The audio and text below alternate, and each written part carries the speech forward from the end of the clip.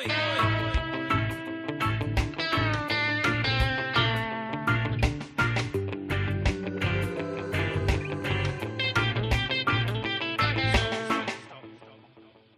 and welcome to another episode of Casting Views, the podcast that takes a topic each week and, as the name suggests, cast views. This week I've got my mates Dan and Pete back on again for another round at Room 101. So hello to the two of you. Hello. Oh, I was quite pleased you used the word mates then, because usually it's a different word to describe us. Colleagues, acquaintances. Former colleagues, acquaintances. former colleagues is the people one. I know. Former acquaintances. Oh, I used to work with. Yeah, I wasn't sure what to call this. Do we call it Room 101 Part 2? Is it Room 102? 101.1? Yeah, 101 Reloaded. 101 Mark 2. But that's the thing. I thought, I really enjoyed it. Well, I can't remember when we did this now, but it's probably going on for about a year. But I wanted to do it again. And I thought, knowing you two the way I do, I know you always got stuff you're moaning about and complaining about. So I knew you'd have more that we can get through.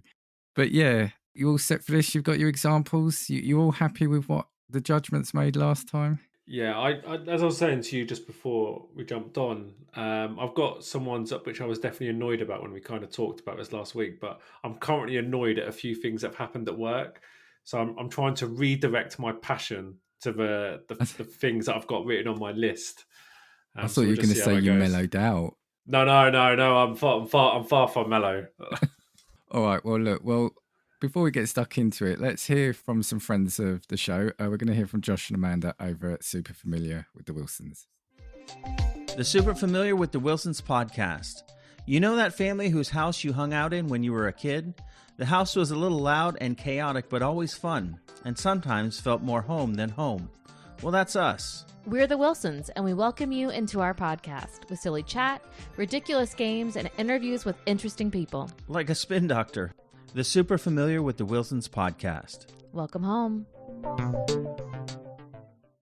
Right, welcome back. Now, when we were planning this, as per the last one, it was going to be you two kind of against each other with me judging. But since we planned this and we delayed this a couple of weeks, didn't we? But, we're not going to blame anyone, Pete. But we've delayed this a couple of weeks and something has happened in between then that I need to talk about. So I want to start this episode off. Now, I don't know when I'm going to put this episode out, but we are recording this, was it the 4th of September? And last weekend, Oasis tickets went on sale. Now, Pete, I don't think we've spoken to you about this, but Dan, you and I tried to get tickets, didn't we? Yep. And did you, Pete? Sorry. I've already seen them, so. Yeah, well, same here, but I wanted to again, and I'd always said, that if they reformed, that's the one concert I want to go to. Now, a real abridged version of my Saturday was logging on around 8 o'clock, just after 8 o'clock, getting for about an hour an error. I think that people were making memes about that. Dan, was it error 503 banish or something, wasn't it? There was the error we kept getting.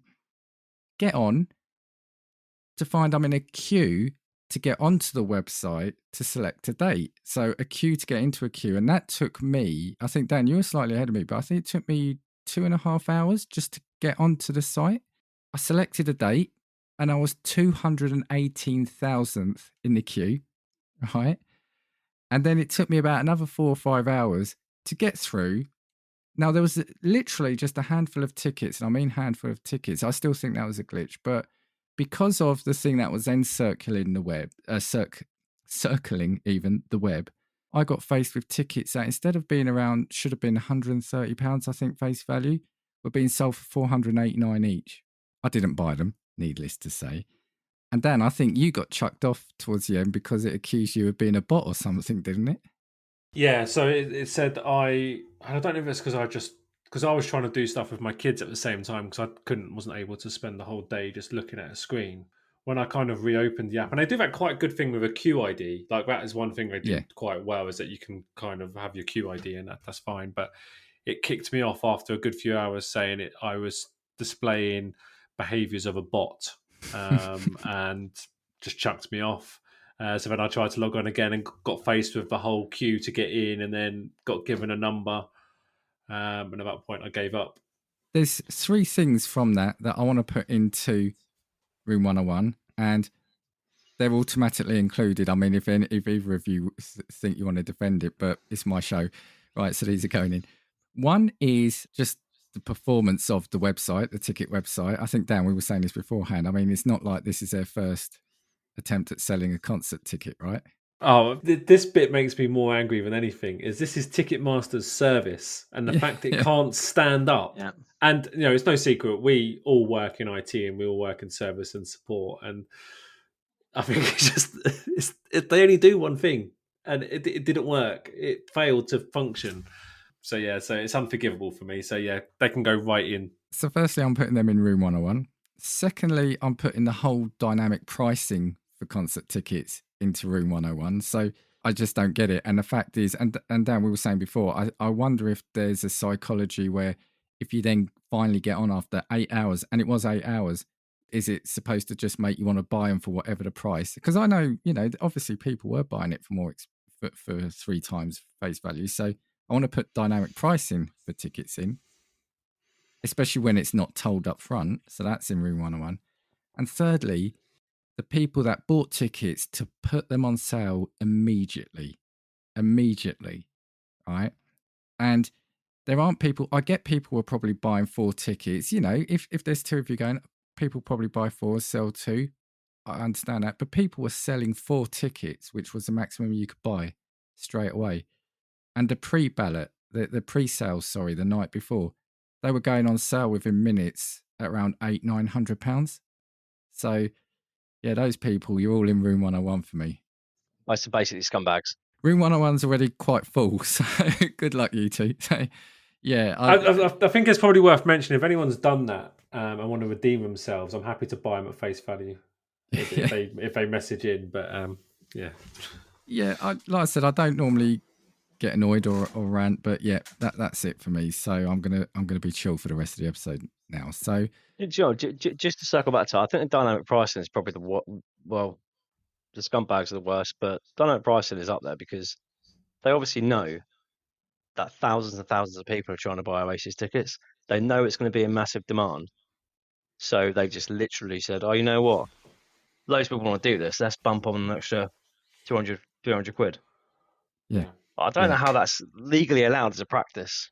Well, as of today, they are discussing it in Parliament, aren't they? But whether that's just going to be lip service. But it's also the fact, though, that it was never mentioned. I don't know if there's small print, but I think that's also the fact that people weren't expecting it. And for tickets that are literally just been released, right? I know we're seeing it elsewhere. You got it in travel. That happens in travel all the time.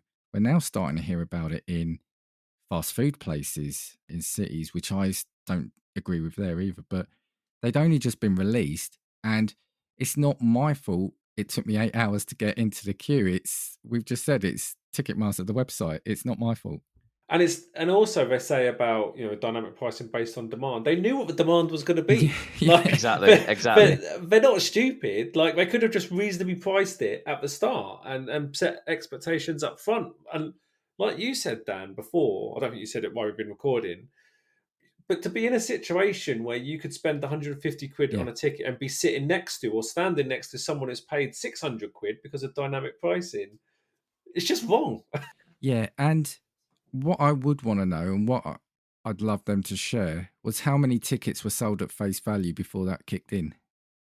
That's what I'd want to know. 10%. If 10%, then that's outrageous. If 90% had gone and it's the last few, still not right. But yeah, that's what I would want to know, how much was sold at normal price. So yeah, do let us know. You get me at Casting Views across all social media. Right, so right, but this is over to you two now. So if you're listening, you hadn't heard the previous one. So Room 101, Dan and Pete are going to share things that annoy them or wind them up, or things they don't like. They're going to put their case forward, and I'm ultimately going to judge it, but me and the other person will have a discussion. If it goes into Room 101, you're banning it forever, or it's going to disappear. So yeah, Dan, let's start with you.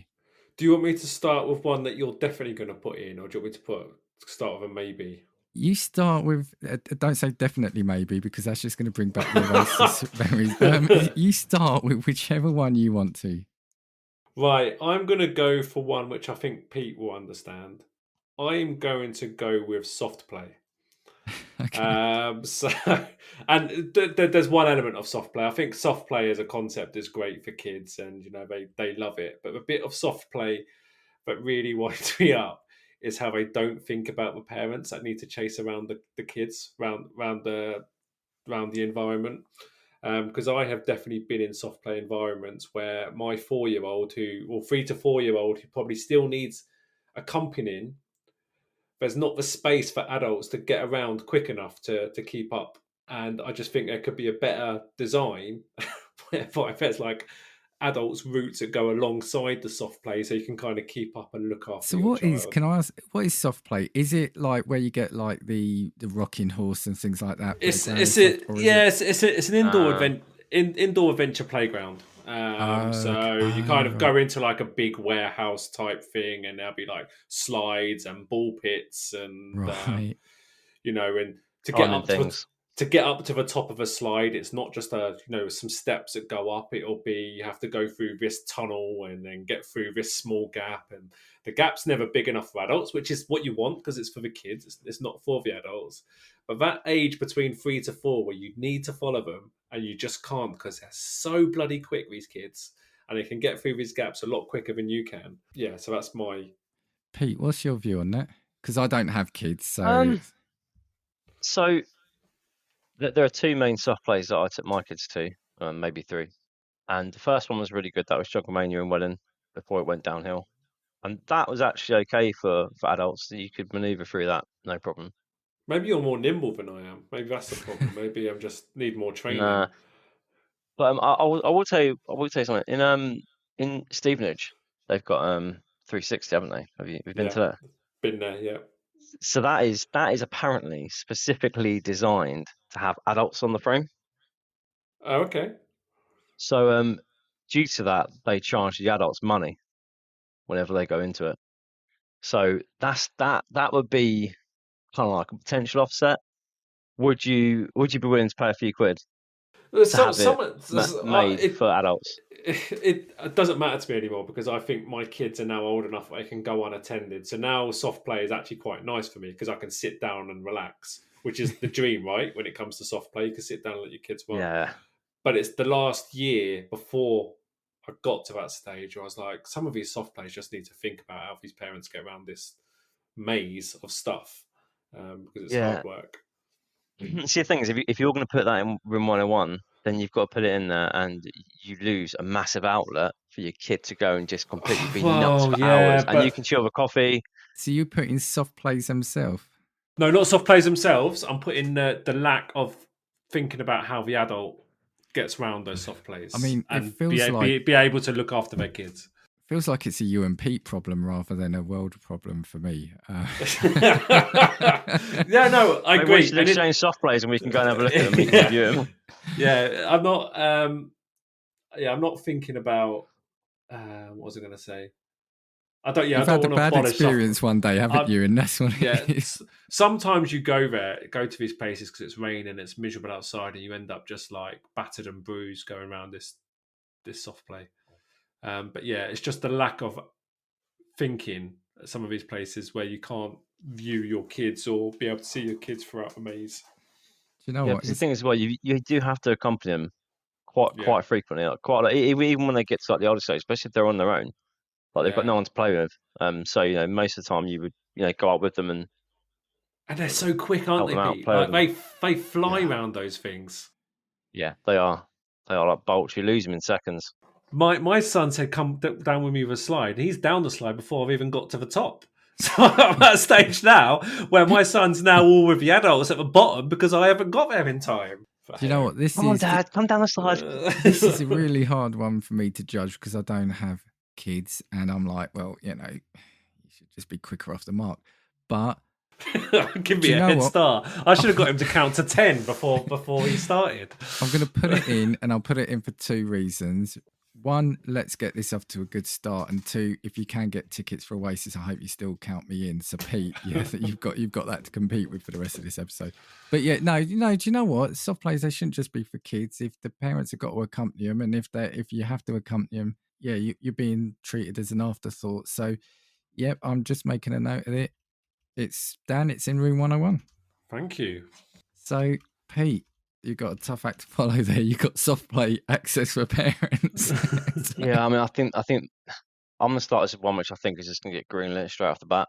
Automated voice recognized phone systems. Oh, Pete, that's my number. That's my 4th one I've got on my list. Really? Yeah. Brilliant. So yeah, that's one vote for it. But yeah, who wants to speak to those stupid systems that never understand what you're saying? Or if you've got background noise in your house, it picks it up. We did not recognise that. Yeah, I Yeah. haven't finished talking yet.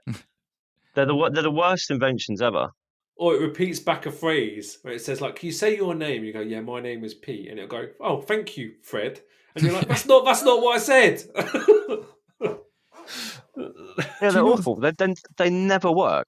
Do you not think they're Yeah. getting better? I thought they're getting better. Nope. I still don't want to talk to them, but like you said, what is it about them? Is it because do you eventually still try to get through to a person? So are you like, what's the point? No, of doing I all don't care. No. I don't care if I talk to people. I'd rather not talk to a person, to be honest. I'd rather have like an automated system that does the work, and I don't need to, be social and do all that kind of crap. I'm more than happy to deal with a button press, a digital thing, or like an online chat. That's completely different though. But no, yeah, I'm not looking to talk to someone. I'm looking for the system to bloody work, and they never do. I haven't come across a voice recognized system which works flawlessly. Or even like half the time works. Do you know what I'd widen that to IVRs in general as well, when they kind of read out the options and don't give you the option you need. Yeah. I don't think I've gone into many IVR systems or voice recognition systems. I've come off thinking that was a good experience. There's always something to moan about. Yeah. Yeah, not a fan. Yeah, in I think I general. agree with that. Yeah, because how many times do you press your buttons? You haven't got the right option. You're like, oh, I'm going to have to go back to the main menu now, because it's obviously a different option. So you're trying to go, or you've got to hang up and ring back. That's the worst, isn't it? When you know the phone call is going to end at some point and you're like, oh, the thought of having to call back is just terrifying. You see, I think the voice ones are getting better. I would prefer to speak to a person because in the end there are questions I want to ask. Because Dan, you hit the nail on the head that the ones where you get the options, so you've got to hear it all first and hope you don't mishear one and you have to repeat the whole thing again, right? So say you push option 4, then when it gives you the options, it's got nothing like you want to do. So you have to go back to the main menu, hear them repeat it all again. And whereas at least sometimes with the voice one, you can say something and it picks it up. I had one yesterday. I was getting a parcel delivered and I wanted to change the details. And the tracking number is about 20 characters. But the thing is, it wasn't just numbers, it was letters as well. So you couldn't use the handset. So you had to speak it into it. And for about 30 seconds, I was just reading because I wanted to make sure I was saying it slow and clear so it could pick up. And it did. But yeah, it's just a nightmare of going round and round. And I think the point I was coming to was before, if you just didn't say anything or push anything, you would get through to a person, right? Then they sort of started changing it. So there'll be sometimes I'm listening to my wife, she'll be making a phone call, and I just hear her mumbling on the phone, as in literally making like random noises. And I'm like, are you all right? And she goes, yeah, she just doesn't want to give any recognizable options. So hopefully it'll force her through. And it generally worked. That's brilliant. I'm going to try that. Yeah, just mumble. But they are slowly, because now they've cotton on and it's like, I'm really sorry, I didn't hear that. Can you please say that again? And it's like they're trying to make it sound really friendly. The other bit of those IVRs which I don't like is you go through that menu and it says, please enter your account number, please enter your date of birth, please enter your name or whatever it is. And then the second you get through to a person, Don't say it. Their first question is, say what is your account number? You're like, I've literally just spent 5 minutes keying that into my phone. That's infuriating. Yeah, I mean, that is annoying as hell. I mean, spoiler alert, you've won it just for that. So, but you've won it for Pete. Oh. But yeah, that is the most frustrating thing. It's like, yeah, why? What? You know, like I get there are security steps, right? I get it, but don't then ask me to repeat it all again because, yeah, just put me straight through to someone. It's infuriating. It's infuriating. I mean, Peter, I'm intrigued. You don't want to speak to a person. Nah, man. I'm very much happy on my own. I guess it kind of depends what the query is, right? If it's a very simple thing. Like I said, the ideal option is just to go online, right? Yeah, and that's what I will do. If I genuinely want to speak to a person, who provides a service is to kick off majorly over like a really poor service that I've had or something like that. But generally, they're the only times I want to speak to a person, just because you can't resolve that kind of thing with an IVR. Okay. Well, Dan, I know what your view is on that. So Yeah, stick it in. Stick it Stick straight it in. in and don't let it ever come out again. all right. Well, Pete, automated voice systems, and I'll put /IVR in room 101. Brilliant. You know what that means, though, is you're going to have to speak to people now. Online chat's still there. You're going to have to speak to someone. Okay, so, room 101 getting very full now. So, Dan, what's your next one? I'm going to have to go big because I think that was a big one to follow. So I am going to go for how random Microsoft formatting can be when trying to copy and paste between documents, or just write a Word document in general, where it just randomly changes the font, it changes the indent, you copy stuff from one PowerPoint slide to another, it uses colors that's never been seen before.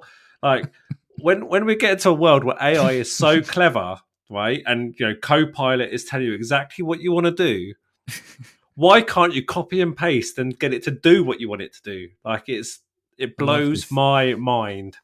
And again, I think the fact that you said it, we're all in IT, makes it even more infuriating, right? Doesn't it? Yeah, it's I just don't get it. Like copy and paste is like for like. If I wanted it to change formatting halfway through, I would have asked it to change formatting halfway through. Pete? I mean, what should we say? This is one of those examples where computers are just stupid. But like you say, if you want to do it in a fancy way, you can do it in a fancy way. If you just want to copy and paste something, just put it in there. Just copy as it is. Don't use any format, no indentations, none of that crap. Just whack it in there. That's all I want. Yeah, no, you have my full backing. And don't you ever try copying an Excel table into a PowerPoint slide, because it can't comprehend being able to do that yet. And it's like, this software's years old. This is not new, and everyone does it. It's bizarre, isn't it? Because just this week, I do like a monthly stats pack. What you just said there. So I copy and paste a table from Excel and put it into PowerPoint, and then you're spending longer formatting that. Well, I've got to the point where I screen grab the table so it can keep the formatting. And you're like, this is one Microsoft product talking to another Microsoft product. Why doesn't it work? It's random, isn't it? Because like when I put that table in, what might happen is a couple of the rows, the text will be on the bottom of the cell, and there's nothing I can do to get it back in the middle like the rest of the rows. Another thing, PowerPoint.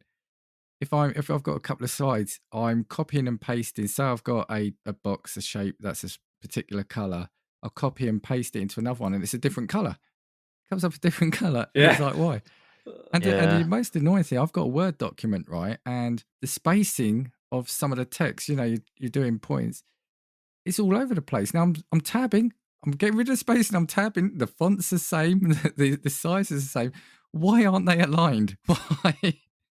There's a magical indent that just appears. Yeah. I swear it's just to wind the user up.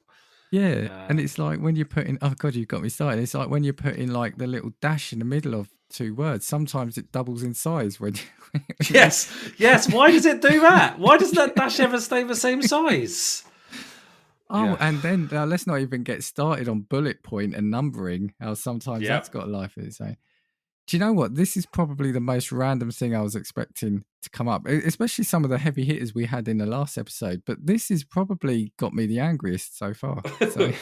Good. It's an everyday occurrence for you guys, isn't it? But you know what? It's a business as usual annoyance, because we're so used to it. We don't get annoyed about it anymore, and I feel like we need the opportunity to talk about it more, because this is definitely a big one. Like you said, we've been using Word has been a thing, right? For at least 20 years since I've been at work. So why isn't it better? Why is it still? And now you've got to subscribe to it now. Technically, you're not even buying it. It's part of a subscription service, isn't it? A yearly. You're buying it yearly, aren't you? So now they're charging you yearly for the pleasure to have everything we've just complained about.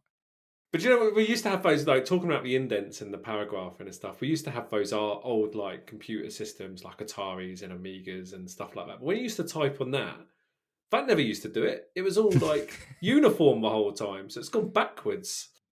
You have Yeah, copy and paste back then? No, I'm not sure you had copy and paste. I meant just more about indents. Well, Dan was just making Danny's Cool appear on the screen multiple times. That's what he was typing. Yeah, format painter is the thing I probably use the most now in documents. It's just crazy, isn't it? I say I'm going to have to put it in. Pete, I don't think I'm getting an argument from you, right? So Yeah, you got my full backing. yeah, Dan, you got 100% so far. That's Microsoft Fantastic. formatting is in room 101. Pete, what's up for you? What's next for you? Sorry. Okay, the next one I've got is people with no spatial awareness. So, for example, you're in the shop, you're walking around doing your shop. You want to get in and out, right? Anyone wants to get in and out of the shop. No one wants to stay in the supermarket for longer than they need to. And you've got people just slowly pushing their trolleys, stopping, having a chat, and in the middle of an aisle, or even worse, in the middle of the middle aisle, where everyone always goes. And they've absolutely got no idea that you're directly behind them with your trolley or your kids. And, they've just literally stopped in front of you. And now this is not just focused on the supermarket. This can be anywhere. Even when you're walking down the street and you've got people in front of you and you're all walking at a perfectly fine pace and these people just stop walking. No, I don't know if they might be checking their phone, checking their bag, but they literally just stop dead wherever they are in the middle of the pavement. And it's like, well, brilliant, mate. What am I meant to do now? I've got to either A, bump into you and cause a really awkward scene, or B, hopefully I've seen you and I can just walk around you. But people that just have no idea that they're doing it and that there's other people around them, it grinds my gears. Dan. Yeah, I completely agree. And I think to add to this rant, shorter people with umbrellas as well, who are unable to have the awareness that their umbrella is about to hit people in the face. That annoys me. And it's the same sort of rant, isn't it? It just gives it the 3D dimension. Yeah. No, it's exactly the same thing, right? People with umbrellas that just have no idea that there's other people in the world that are walking in the same streets as them. It's like they're in their own little bubble. I can't tell if it's people that either just genuinely don't have that kind of awareness, or if people are just arseholes and just doing their own thing and don't care what anyone else is doing. See, I think for a start, anyway, on a tangent, umbrellas should be banned. I don't think that you should be able to use an umbrella. That is the worst thing when it's raining and there's about 10 umbrellas coming either side of you. Do you know what I mean? And you're ducking and diving like a boxer. Do you know, I was getting ready to say no to whatever you brought up, right? Because we've been too lenient here. But this is a real bugbear of mine. And look, right, I'm gonna say I know I've probably done it, right? I was still tempted to say no until you got to the bit where it was the people that just stop randomly in the middle of a pavement. It's not like they've walked past a shop and they've realised they've overshot it, or a letterbox that they needed to get to, or they've dropped something. They just stop randomly and don't even then try to get out of your way, or don't even like apologise for like blocking you or almost like making you bump into them. It's just we're going to take all the time in the world just to block the and it's like I go for a walk at lunch and there's a path. It's a path with sort of grass verges either side. It's not that it's too much of an effort to walk over the grass, but the path's like big enough for 4 people, and you've got 4 people walking along, in front of you. And do they then sort of give you space or certain people walk past them? No, you've got to walk right round them. I think what we could really do to throw some controversy in here. What's that? We could broaden this. Right, and I'm gonna really annoy some people by saying this. I know that, but I'm gonna say it anyway. We could broaden this to cyclists on the roads. Oh, on the roads. I was going to say on paths. Oh, don't get me started on this. The ones that cycle next to each other, or sometimes 3 of them cycle next to each other, and they're in the road. What is that? That's got to be illegal? Come on. I think 2 is legal, isn't it? I think 2 side by side. I think it is legal, but I kind of get what you're saying. Where it feels like in certain instances they could go single file when they know traffic's building up. But I guess they're saying it's safer, it's safety for them, right? What, so they're a bigger target for people to hit? Well, no, so that people then you don't overtake them. You know, you're following the law of the road. But Yeah, but they're not going at the speed limit, though, are they? This is a whole different conversation. But yeah, no, you didn't bring this up, so no to that one. But yeah, people with no spatial awareness. Sorry, Dan, you gave your view, but is this something that really bugs you, or do you do it? Do you know that you do it? Do I do it? No, of course not. I wouldn't get on Pete's bad side. No, it does annoy me. The umbrellas one's always annoyed me because I'm like you guys, I'm quite tall, and I used to find that smaller people with umbrellas used to hit me quite a lot, unintentionally, not because they were beating me up. They hit me unintentionally when they put my umbrella up. Well, as far as you're aware, as far as I'm aware, and I do think the spatial, especially with the kids thing as well. I think people don't. I think you become more aware of it with kids because you just see the nooks and crannies they get into, but yeah, adult people just stop. The other thing that can probably link into this is people where they're going through a door, they've opened a door, and then they're talking to somebody, or somebody's talking to them, but they're standing in the open doorway, and you've then got to try and squeeze past them because you want to go through the door. It's like, just go either side of the door, please. Yeah. Move to the side. Yeah, okay. I mean, I've written here, it's in room 101. Like I said, it's a big, real bugbear for me. I mean, you both know me. I don't think I get irrationally angry or annoyed at things, but people, if you stop in front of me on the pavement randomly, that will do it. That'll do it. Yeah, please don't do that if you see me. Right. Did you think it was worse in COVID? Because I think I noticed it more in COVID when you were meant to keep 2 meters apart from each other. And at the start of that, when people were like walking, I felt like people's spatial awareness was even worse than it was without the restrictions. I wonder if COVID made us feel that it was worse because you were expecting people to be a certain distance. I'm not going to say it's got worse since then because people have always annoyed me by stopping in front of me. Same. Yeah. I will add a quick, brief little underline here that the very elderly or the very young are not included in that. Yeah, because they can't help it. I think there's common sense applied, isn't it? Yeah, I think anything like that is fine. I mean, what about parents trying to get to their kids in a soft play? Yeah, exactly. That's a good one. But that's got in room 101.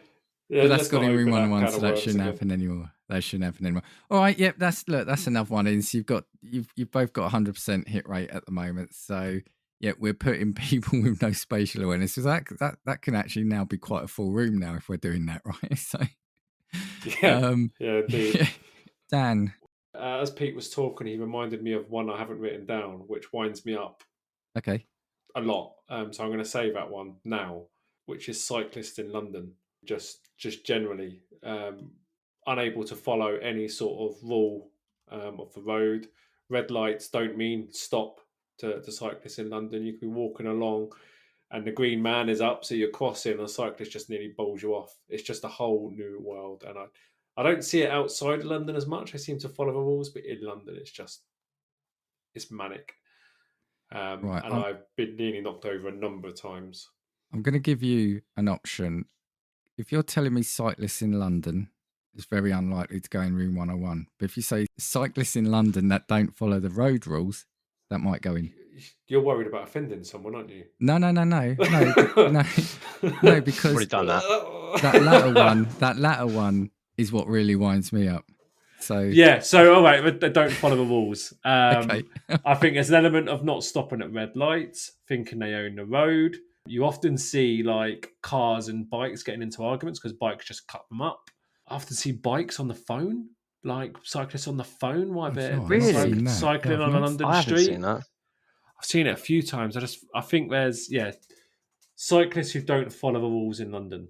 And I'm saying specific to London because I don't ever experience this outside. Pete, what's your view? Yeah, I've seen a bit of this in London. I haven't seen the phone thing, but I've definitely seen like more tenacity, let's say, from cyclists in London, especially with the whole. They've kind of got this. I don't know where it's come from, but they've got this kind of aura that they're more important than the cars or the people walking. It's like they're the most important person on that road. Yeah, agreed. I don't know where that's come from.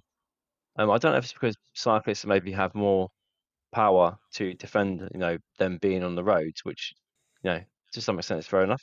I could be wrong, but I think now legally a pedestrian has the most right. Then I think it's a cyclist, and then it's a car. So basically, if there's a thing between a car and a cyclist, I think the cyclist is going to be judged to be in the right because of that precedence. I think. Right. So I think that's where it's come from. And I'm just going to say those are the views of Dan and Pete, Dan S and Pete, not me, Dan.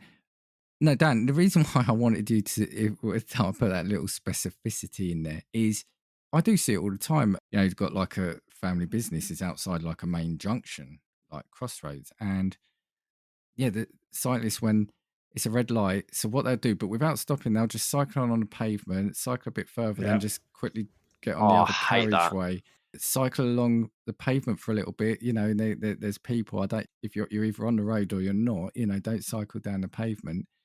Yeah, going through the red lights, the whole red light thing is funny because in some countries, if it's like a flashing red light, if there's no one there, you can go, right? But we can't do that here. So yeah, they'll just go through red lights. And so that's what I was saying, because I think because they are so slight on the road and you might not see them, it's when they do those things like avoid red lights or go through red lights that I think it becomes frustrating. Yeah. So yeah, sounds like I agree. you two are agreeing on this, right? Yes. Yeah, I think between us we've got to a point where it goes in. Okay, I was going to put no, but going to have to because you specified it. I did make you specify that rule as well, and it would have been a bit weird. harsh to specify the conditions and then take it out at the last second. Actually, talking about bikes now is again. I mentioned that I go for a walk at lunch when I'm in the office, and it's a circular walk. It's a nice walk around the lake. You get a lot of bikes that cycle past you. It's fine because a lot of them, they do either ring the bell or they sort of shout out, make a noise, so at least let you know they're sort of approaching. But there's these people that come on these electric bikes, not scooters, but electric bikes. They are so bloody fast. They're literally zooming past you. If you were just to step out, and you can't literally hear them because they're so fast until they're past you. And it feels like there's no space for those, because if you've got a bike, you should be pedaling. That's the whole reason you've got a bike, right? So don't get these electric bikes. I just don't get them. Yeah, massive in London, those electric bikes. All right, Dan. Yep. In room 101. Like I said, all the cyclists, please. We're saying London specifically, aren't we? Yeah, my beef is with London. So everyone else outside London, Dan's fine with you. Right. Yeah. So, Pete, what's your next one? My next one is a big one. Cyclists. No, I'm joking. My next one is adverts on top of subscription services, such as Prime. You pay for a subscription to Prime. I think it's like £9 a month. Watch Prime Video, and you're getting adverts now. You're getting adverts at the start. You're getting adverts in the middle, and sometimes you even get them after. Just, I don't know what you can exit out of those, but yeah, this is my biggest bugbear ever, because you can't fast forward them, you can't skip them. You're being forced to watch these trashy adverts or whatever they're trying to shove down your throat. Oh, watch this, when you're already paying for a premium service. What is that? It's like the olden days, isn't it? Where you had to watch adverts on TV without being able to fast Exactly. forward it. Yeah. And I lived through those days, so I feel like I'm entitled to not have to be forced through them again. Dan, what's your view? I do admit it does annoy me when I have to watch an advert, because I don't take it in anyway. What also annoys me about it is it's usually the same advert I've seen multiple times, again and again and again. I wouldn't say it's one of my big bugbears, but I do agree it is annoying. So Netflix, they brought out a cheaper tier, didn't they? They brought out a cheaper tier than the basic one, which includes adverts. Now, that isn't such an annoyance to me because you've got the choice, you've got the option. But Prime just added it across the board. I think you can pay extra to get the adverts removed. That's right. That is a piss take. That for me is so bad practice. It's such bad business. These bad taste in your mouth. It makes me want to leave them. Ironically, I did leave them last night. Did you? There you go. Was it the adverts? That wasn't the adverts. I just thought to myself, I'm paying so much on streaming, so I'm going to take away the one that I don't ever watch, which was Amazon, and see how I cope with it. I say I left them. I paused my subscription to see how I got on because it was annoying me how much I was paying along with Sky. So I thought Amazon could go. See, this is a funny one. It's not affected me as much because at the moment, my wife tends to watch things on Prime more than me. The one thing I would say for Amazon is their adverts are for Prime stuff, right? It's not like dishwasher tablets or washing up powder, is it? It's Prime related, yeah. Yeah. I mean, it's still not, I'm not saying it's right, but the one thing is at least it's that. So I feel like it might tip me onto a show or something, a film I've not seen. But I have to say, I agree with you. The fact is, you're paying for a service, and then they've introduced the adverts afterwards. Like you said, I think what they should be doing is, I think Disney and Netflix, and introduce a cheaper tier where you can have the adverts. I mean, nowhere else. Well, I think you've got a subscription. Do they do that? So, like, technically, here in the UK, we're paying our TV license ultimately, really, for the BBC, isn't it? No adverts. Yeah, that's right. There. Well, you kind of get adverts in between programs, but again, I guess you do but they're for the BBC products. I guess you are, but not within the show. Like Netflix, unless you're paying a cheap one. Yeah, everything else. That's the whole point of subscribing is you're taking away the frustration. Well, you're trying to appeal to people to subscribe. Now, what you're saying is, we want to appeal you to pay even more money than you're paying, and it's not particularly cheap. I mean, it is if you use it a lot, I guess. But yeah, it sounds like you two are in agreement. And I mean, Dan so much so that he doesn't use that one that you mentioned anymore. So. Yeah, I obviously preempted your frustration with them and left them on your behalf. Yeah, brilliant. Thank you. Solidarity. I just think because the whole streaming thing itself is just a pain now, isn't it? You have to subscribe to everything. Like, there's a couple of shows. There's a show we really like on Apple, and there's a show we really like on Disney, but I don't want to subscribe to them every month because really those are the only couple of shows we're watching. So am I really paying a tenner a month just for a couple of shows? So where I can, like Apple, you can often get sort of some free trials. So I've subscribed to that and I've stopped. And when the new series of the show, so on Apple, it's Slow Horses. I don't know if either of you have seen that. Really like that. New series has started this week, I think. So when that's finished, I'll probably sub for a month. And on Disney, it's only Murders in the Building. But again, I can't sub just for those. Yeah, all right, Pete, it's in Room 101. I haven't said no yet to anything. That's frustrating. Okay. Dan, I think you said you had one more, right? I've got two more. Two more, okay. But we don't have to go into them in detail. Which one shall I go for? I'll go for one which I think you're going to say no to, just to keep it interesting. Just to spite you, I'm going to say yes. So the whole concept of having different mobile apps for different things that you have to register to. And the example I'm going to use is electric car charging.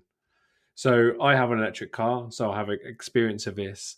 And depending on the charge, so if you go to a public charger, one that you have to pay for when you're out and about or on holiday or whatever, you have to have the app and register to that particular charging point, right? So if you think of the equivalent in petrol, it's like, when you go to a BP garage, you have to download a BP app, or when you go to a Shell garage, you have to have a Shell app.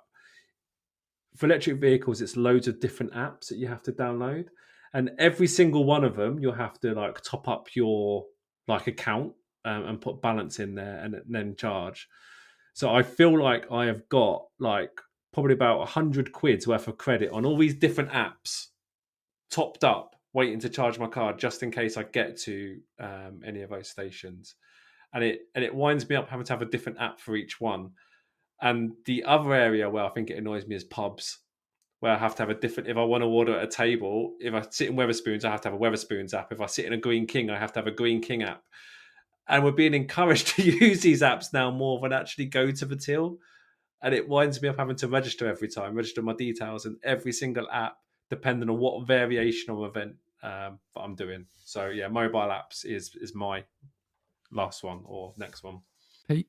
Yeah, that's proper specific, right? That's Yeah. real specific. Like, and it's Yeah. not mobile apps because, like, you know, you're talking like X, Twitch, Reddit, all that sort of stuff. That's all fine, right? But but you know the You're ones where you have to purely register about to the ones do we have to something. register each time. It's like Yeah, I've not.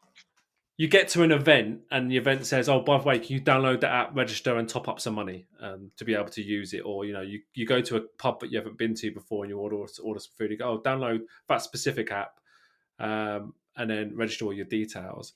And what I find with a pub ones, the network is always crap in those pubs, so it's hard to download those apps. So having to download an app to be able to do something or do an activity, I guess, is what it is. You know why the network signal's so bad, don't you? Because they want you to register for their free Wi-Fi.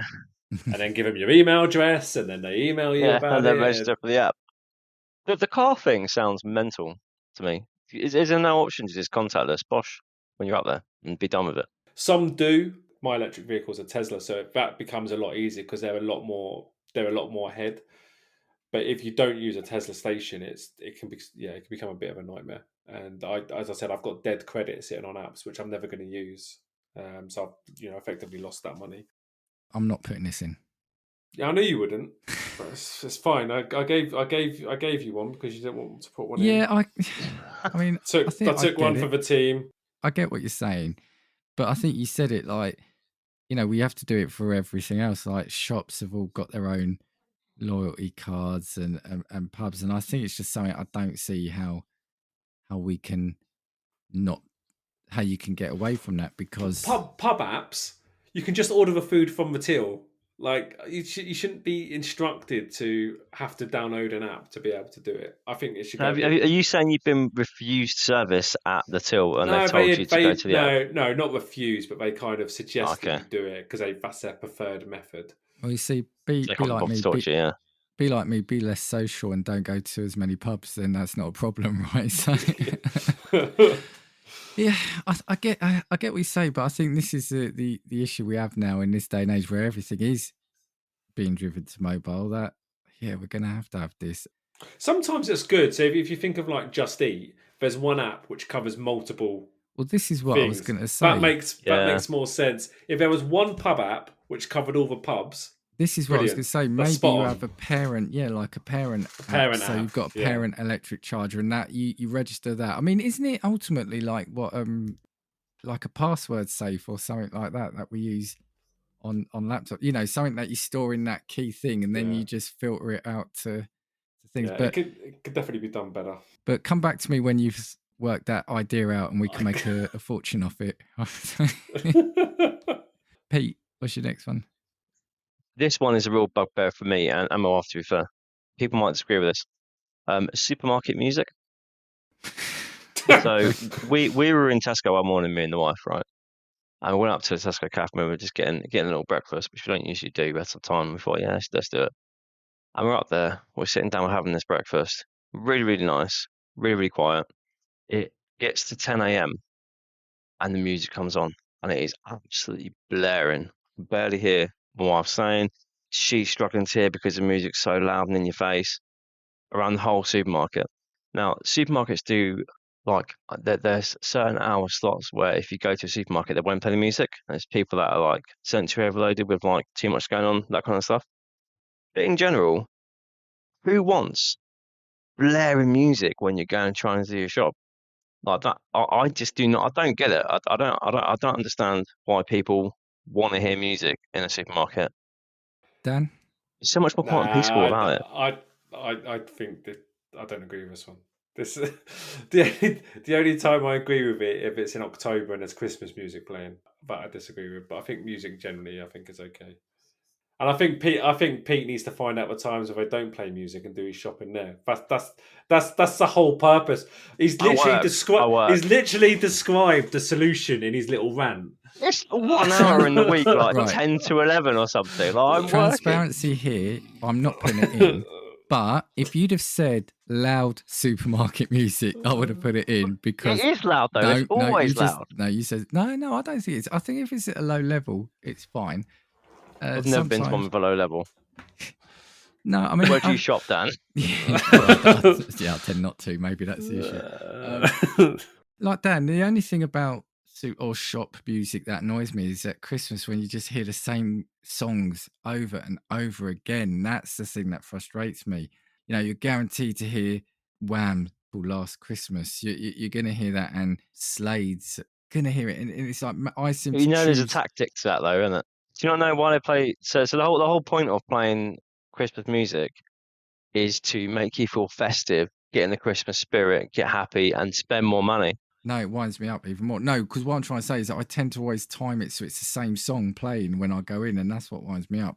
I agree with Dan. I think having music in it is fine, but it's got to be at a reasonable level. I don't think I've ever been, not a supermarket, but maybe in a cafe where you're sitting down, maybe it's more noticeable because you're stationary. Maybe don't sit next to the speaker, Pete. Maybe sit on the other side of the cafe. Like Can't go away from the speakers, they're everywhere. there's solutions to your problem. That's not going in. But but who likes music? Why do you want music when you're shopping or when you walk around the supermarket when you're talking to someone about it? Just said he likes it. I think it's all right. I don't dislike it. I'll tell you what. If I'm next in there and an Oasis song comes on, I'm banning it. Just make sure that Pete goes to a supermarket that doesn't have music and hardly any people without spatial awareness, and then he'll have a stress-free shopping trip. Yeah, who haven't cycled there, breaking the rules. Yeah. All right, I think we've got time for one more each. So, Dan, give us your final one. LinkedIn influencing. Oh, that's a good one. It's like I don't mind Instagram influencing. It doesn't wind me up. But LinkedIn influencing does. I think it's a whole new breed of people, and it's a recruiter world. It's so examples world. of. So it's the people that will say, and I've seen this one recently, and they've taken a picture of sitting at a train station, and there's a croissant on a plate or something like that, and they'll say something like, "I've been sitting here this morning eating my croissant and just getting myself ready for the day and mentally preparing for this, and it's a good clear of mind on." But they say stuff. People don't think like that. They're not looking at that croissant thinking about what they say they're thinking about it. It's just for clicks and likes. And then there's the other one where where there's a big event going on, and England have done well in a tournament, and they will link it back to business, and they will show a picture of Harry Kane, and they will say Harry Kane is an example of what a good leader looks like because he does blah, blah, blah, blah, blah, blah, blah, blah, blah. And you're like, no, he's a good footballer.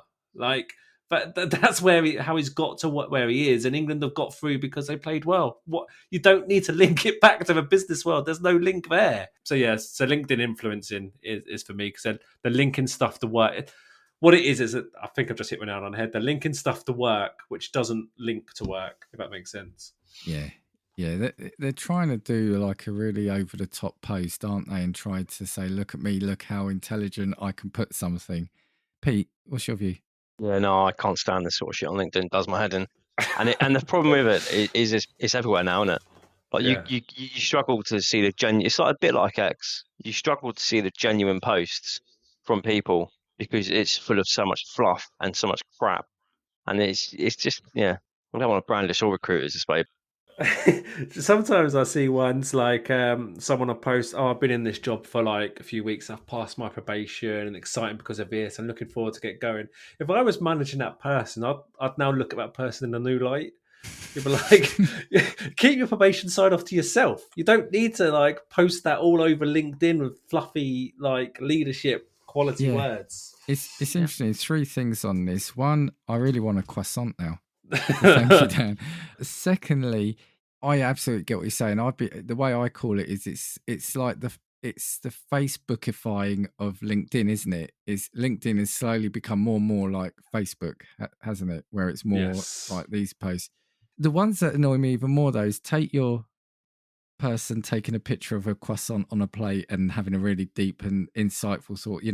Look at this croissant, how it treats life. They'll start talking about how the croissant gets through life. But it's the ones who do that, but then put the picture of their Ferrari car key in the corner of the picture. And all it is all they want to do is say, look, I've got a Ferrari. That's all they're trying to do. But they're saying a really insightful thing with a picture of a cup of coffee or something. Your car keys just happened to be there, did they? Your Aston Martin car keys just happened to fall into the picture, did they? Yeah. Yeah, this is in room 101. No argument there. I mean, none of us have done anything like that, right? So we're good, right? I don't think so. Move on. Right, Pete. Pete, what's your final entry? I've got two now. One of them, I think I've lost face with you guys around, so I'm going to go with the other one. We're going to hit the other working one week. after anyway, but Yeah. what's that? 5-day working week? 5-day working week. Bring it to 4. There's been loads of companies that have done this now, and I'll be the first to say I haven't been bothered to look to see if they've been that successful or not. I've just seen loads of companies say that they're trialing a 3-month period, but they're doing a 4-day week. And if you really think about it, right, I understand there's a big argument for you're not going to get that amount, you're not going to get the same amount of work done in that time. You probably could if you push more, because you'd have an extra day, so you probably want to push more in the week. But if you think about it, right, we get 2 days off. Well, if people work Monday to Friday, you've got 2 days off, you've got 5 days at work. How quick do those 2 days go? How much do you struggle to get things done in those 2 days that you've maybe got planned, maybe overrun? Oh shit, it's got to wait till next weekend now. Pushing other plans back. I think you've been listening to LinkedIn influencers. That's the sort of thing they say. I don't know. I don't know how well it works. I don't really have an opinion on this. My view is, I think that you should have the choice, but I don't think we should get rid of the 5-day working week. So I just think there are certain industries and certain things where, I don't know. I think the choice should be there. And it's funny, in this week alone, the current government are talking about giving employees the right to ask for a 4-day week. And I think having the option should absolutely be there. Yeah, I don't know. To be honest with you, Pete, I get what you're saying, but when you have bank holiday weekend, to be fair, the 3-day weekend goes just as quick for me as a 2-day weekend. Do you know what I mean? Would you, if you were working in that company, Pete, would you give everyone the same day off? Like, would your office be only open? Because I think that's where I could see it working. Is if you say, right, everyone has Mondays off, you all work Tuesday to Friday. It would be a structured 4-day week. Like, we're all in IT and service, and that's a 7-day a week. Yeah, well, no, it'd be classed as a weekend day, wouldn't it? Right. So you have weekend staff that come in, and if so nothing would change in those kinds of aspects. You say you'd have people in every day. Oh no, you're not saying that. You're saying when it comes to support. No, I'm not. I'm saying it depends in the industry, right? So IT, for example, usually you've got weekend staff up over the weekend. It would just be an additional day for the weekend. Weekend staff, weekend cover. I'll tell you where I'm at. Let's hear what your other option was. This isn't one of my best ones. Supermarket trolleys that take pound coins. Supermarkets does are that still happen? I feel like that's been abolished, hasn't it? No, that's still in place in other. They are. Because it's bloody annoying. How annoying is it when you park your car, you've got your bags, you're good to go, you go to get a trolley, and I forgot the pound in the car, or someone's moved the pound and you haven't got a pound. So you've got to go into the supermarket, you've got to wait for customer services and say, excuse me, can you unlock a trolley for me, please? I agree with this, because this used to annoy me a lot. However, I don't feel like I've seen it in a long time. But I do agree with that, because it was definitely a past annoyance. Yeah, I didn't think it was still a thing. I reckon Tesco's probably still do, don't they? I think Asda have got, because I thought a couple of them have got the thing now in the trolley where you push it into it. So the trolley that when you're returning it, the trolley that you're putting it into when you're returning it has got a little thing that sticks into where you put the pound slot. Not explaining that well at all. Short answer, I'm going to put this in room 101, right? But I'm not going to put the 5-day working week. I think the right to have a 4-day working week should be there, but some people might like that. I don't see how.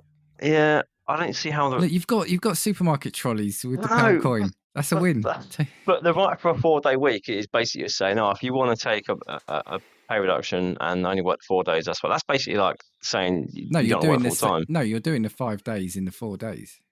That's what people are doing. That's not what you're saying as well. You're saying literally 4-day, 9 to 5. Yeah. What you're saying, you want to get paid the same amount for working less. Yeah, that's not going to happen. No, Dan, don't let this in. It's quality of life. It's a quality of life argument, right? We work our asses off until we're 65, 70. I love We idea. work non-stop for 5 days a week, and we get two days for the weekend to offset all that hard work we're doing for all these years. I love the idea, but Pete, we'll get you back on here when you've got your business and you're making your stuff at 6 days a week. Come on, look, take the win. I've given you supermarket trolleys that have got a £1 coin. I knew it was going to be controversial. I thought you were going to say supermarket trolleys that have got a dodgy wheel. Now that would have gone straight into Room 101 as well. Other wheels that lock when the trolley thinks it's gone outside that zone. Yeah. How does that work? Right, so just to recap, so Dan, you've got soft play areas that don't cater for parents when they have to quickly run to get their kids. That's in Room 101. Microsoft formatting, which for me, I think I'm putting that in the supermarket trolleys number 1, actually. So you've got Microsoft formatting in Room 101, cyclists in London that don't follow the rules in Room 101, LinkedIn influencing / kind of like Facebook posts in Room 101. One you didn't get in is a different mobile apps for the same thing.